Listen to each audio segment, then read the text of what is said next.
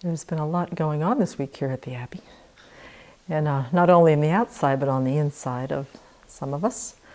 And so I've been going back to probably, for me, one of the most important fundamental teachings of the Buddha, which is the mind is the source of happiness and pain.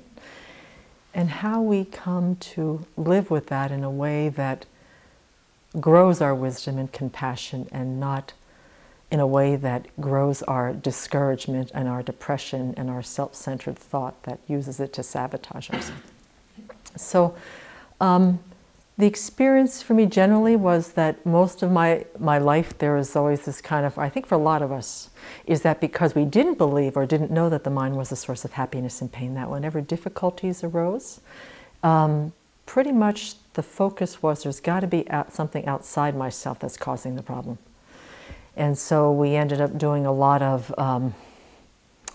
reacting and blaming and criticizing and finding fault. And when the happiness came, we also, more often than not, said that it had to be somebody who we were in love with, or some sort of good fortune, or something outside of ourselves also. And so when we meet the Dharma and we hear this teaching about the mind as a source of happiness and pain, it is a radical change in thinking. And so when we start having that little bit of a deeper understanding, when the afflictions arise, instead of throwing the immediate response to that outward into the world, we then pull the attention back into our own minds and hearts. And there's a few things that happen. First, there's the, let's see, how do I say this? There's the wanting to really criticize and blame and give ourselves a hard time because those afflictive states of mind are our fault. And so we end up being very hypercritical and very judgmental about ourselves, which is not what the Buddha intended. There is a quality or what we have in nonviolent communication is called a feeling of self-acceptance. So we start understanding that we are the sort of the producer and the director of our life and our show that we're creating here in samsara, is that once we start realizing the afflictions and the struggles are either results of karma or our own afflictive states of mind, there's a level of self-acceptance that's really, really important.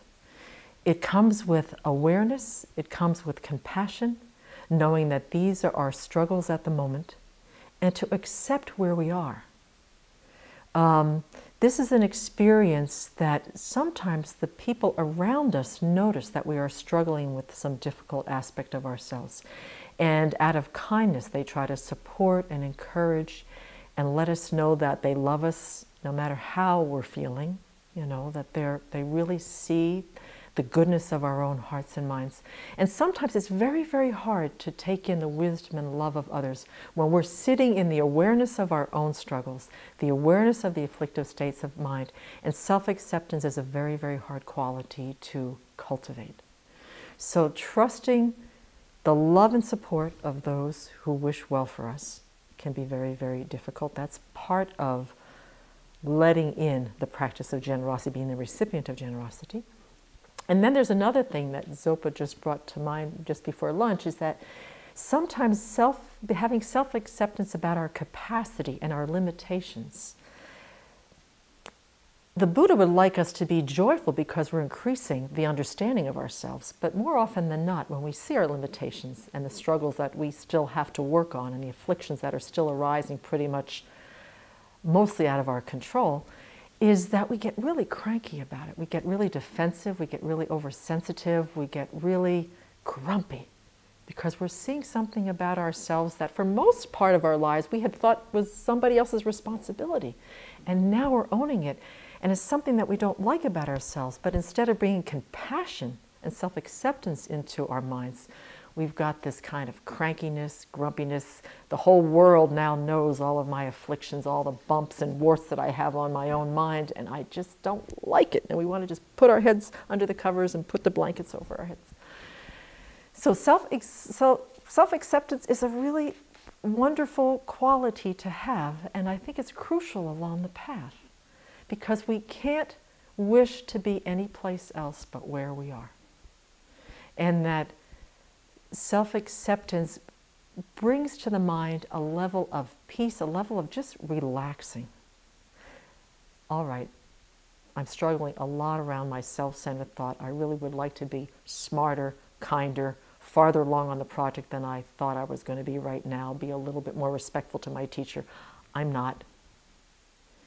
And to just use it as information for self-understanding, rather than using it as a self-centered thought does, is using that information as a way to sort of beat ourselves and whip ourselves, and then snarl and growl at everybody else because we're beating up on ourselves.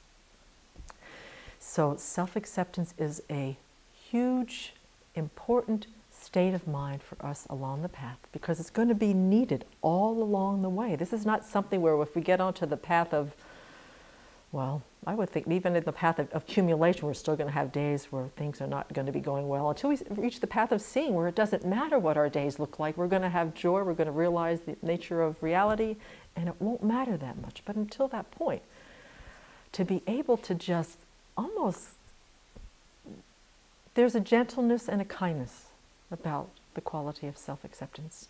And also to be able to appreciate the love and the courage of the people that care about us the most, to stick their necks out and say, we love you despite how you think about yourself, despite how you feel about yourself, we love you. And you're just where you are, and as much space as you need, you got it. So, and living in community, this is particularly a very big crucible as far as keeping the harmony of the community, because we're all going to go through this. We're all going to deal with our afflictions. We're all going to deal with increasing levels of awareness of how those afflictions play out, how the self-centered thought drives our minds some days where we really feel like we don't have much control. And so using that with a level of compassion and gentleness, because it's going to change, and we're going to have some deeper understanding, and we're going to be able to work with it. So a little bit of kindness, a little bit of self-acceptance, and gratitude for those who care about us very much and are willing to take the risk of telling us so.